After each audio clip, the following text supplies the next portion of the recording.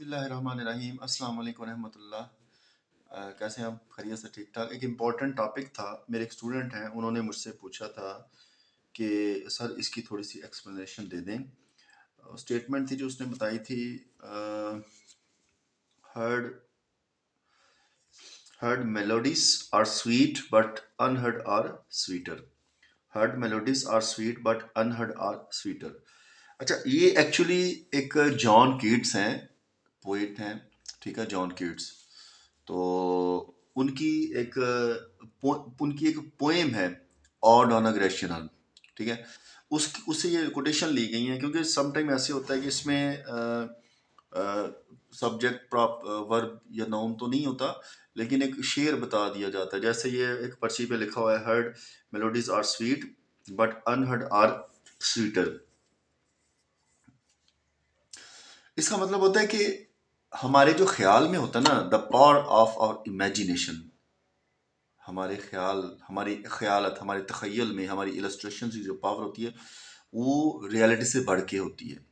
Reality में हम क्या करते हैं, अगर हकीकत में जब फिजिकली इस मेटेरियलिस्टिक लाइफ में अगर हम प्रैक्टिकल करें तो हमें बड़ी मेहनत करनी पड़ेगी, सारे काम करने पड़ेंगे। लेकिन जब हमारी इमेजिनेशन में होगा, इमेजिनेशन तो इंसान तारों को भी जाके छू लेता है और आसमानों को भी छू लेता है। तो इसका मतलब ये है इस स्टेटमेंट का, the power of our imagination has great impact, great effect rather than great reality.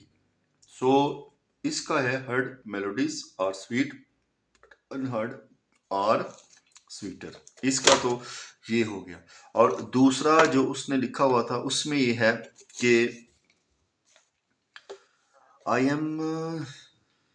am so bored of being bored because being bored is really bored।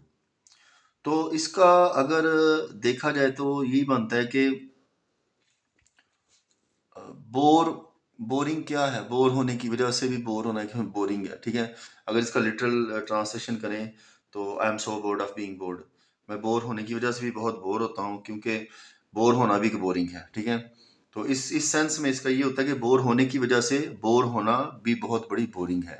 मतलब ये मुझे एक पर्ची मिली थी, उसके मुताबिक मुझे स्टूडेंट ने पूछा, तो मैंने सोचा कि आपको इसकी थोड़ी सी एक्सप्लेनेशन दे दूं। बोर होने की वजह से बोर होना भी एक बोरिंग है। तो दूसरा क्या था, हमारी इमेजिनेशन है, हमारी ख्यालात हैं, हमारे तखयल हैं, हमारी इलस्ट्रेशंस हैं, हमारे जो आइडियाज़ हैं, हमारी जो थिंकिंग है, हमारी थिंकिंग पावर मजबूत होती है।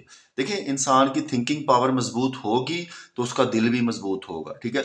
दिल मजबूत होगा तो ख्याल मजबूत होंगे, ख्याल मजबूत होंगे, अमल मजबूत होगा, अमल मजबूत होगे, नतीजा मजबूत होगा, नतीजा मजबूत होगा तो उसका असर मजबूत पड़ेगा, असर मजबूत होगा तो उसमें लोग, उससे आपसे यूटिलाइजेशन ज्यादा होगी, लोग फायदा ज्यादा हासिल करेंगे। लिहाजा मजबूत क्या होना चाहिए इंसान को, अंदर से मजबूत हो, थिंकिंग आपकी मजबूत होनी चाहिए।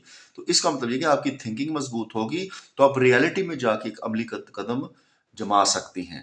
तो ये एक टॉपिक था, इसलिए मैंने कहा चलो आप लोगों की गोश गुजार कर दो। अस्सलाम वालेकुम रहमतुल्लाह।